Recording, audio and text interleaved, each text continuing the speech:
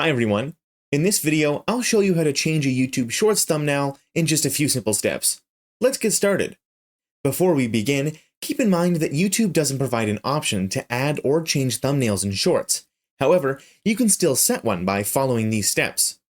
Before uploading, insert your desired thumbnail as a frame in your video during editing.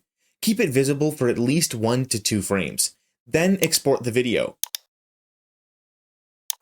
Once your video is ready, upload it to YouTube as a short.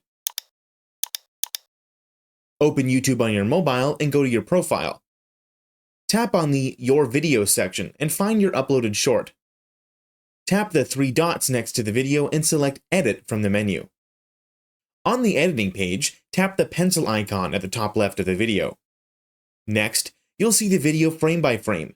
Scroll to the frame where your thumbnail appears. Once selected, tap the checkmark icon, then hit Save. And that's it. You successfully set a thumbnail for your YouTube short. If you found this video helpful, don't forget to like and subscribe for more tips. Thanks for watching, and I'll see you in the next video.